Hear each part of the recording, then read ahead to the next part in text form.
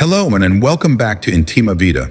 I'm truly glad you're here today because the topic we're exploring is something many people secretly struggle with, something that touches vulnerability, desire, emotional safety, and connection all at the same time.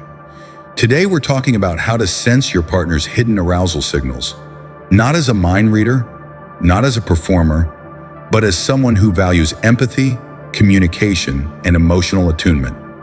This conversation is not about pressure. It's not about perfection. It's about connection, respect, and the incredible transformation that occurs when intimacy becomes emotionally intelligent. So take a breath, let your shoulders drop, and allow yourself to arrive fully into this moment. Why reading your partner's signals even matters. Every intimate moment is built on a foundation of emotional safety. When you understand your partner's subtle cues, physical, emotional, or energetic, you create a place where they can relax, trust, and express themselves more freely. Recognizing these signals isn't about getting something right. It's about building a relationship rooted in attunement, a relationship where both people feel seen, heard, respected, and desired without fear or shame.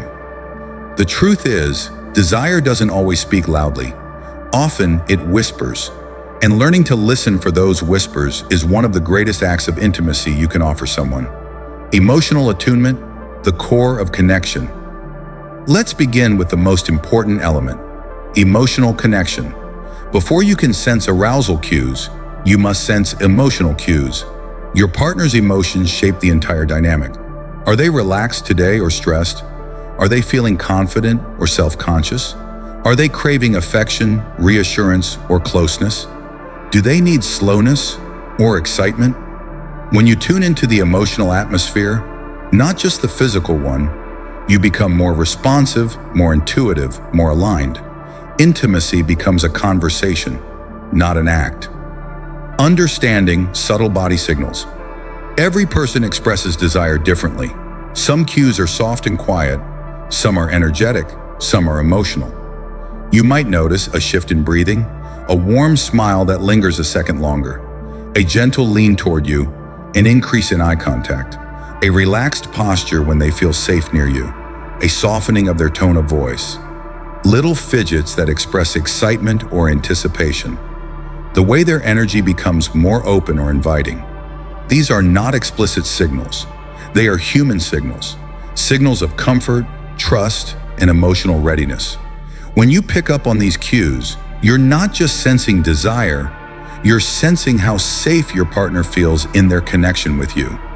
And safety is deeply, profoundly erotic. Attachment patterns and intimacy. Reading.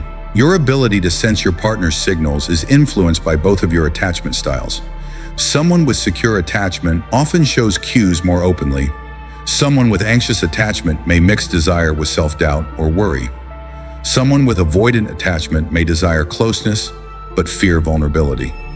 Understanding this is not about labeling people.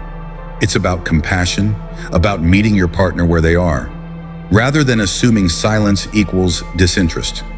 When you can see their cues through the lens of who they are emotionally, you instantly become a more supportive, understanding partner. That emotional clarity makes intimacy feel safer, deeper, and more connected. Communication, the greatest superpower in intimacy. One of the most powerful ways to sense your partner's hidden signals is simply by asking. Not in a mechanical way, not in a pressured way, but with curiosity and warmth. Try questions like, how are you feeling right now? Do you want closeness, comfort, or something playful? What helps you feel connected tonight? Is there anything you need from me to feel more relaxed? These questions don't kill the mood. They build the mood, because emotional safety is the most potent aphrodisiac. When your partner feels free to express themselves, their signals become clearer, their desire becomes more accessible, and intimacy becomes something shared, not performed. Consent, boundaries, and emotional safety desire grows where boundaries are respected. When you show your partner that you honor their limits, that you care about their emotional comfort as much as your own, you build a deep sense of trust. You're telling them, I see you, I respect you, Your comfort matters to me. This creates a space where desire can flourish naturally.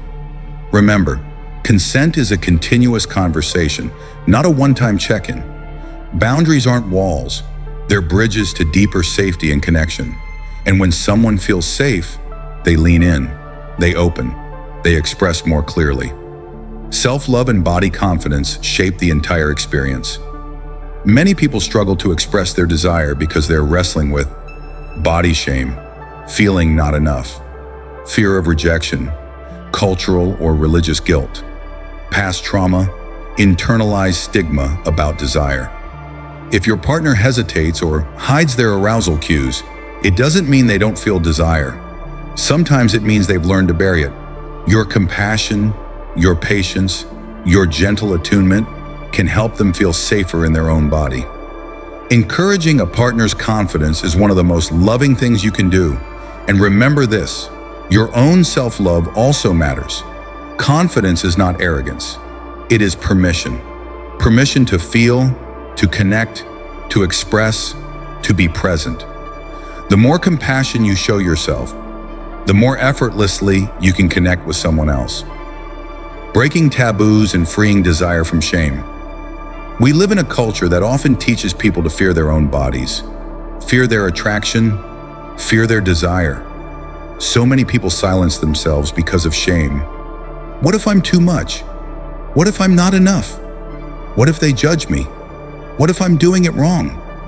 This silence is painful and unnecessary. Desire is not something to hide.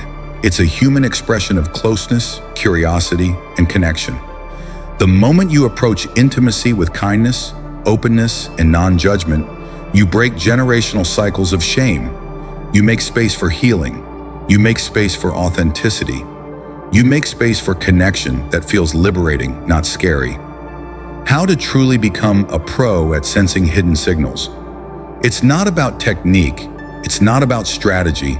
It's not about being perfect. It's about emotional presence.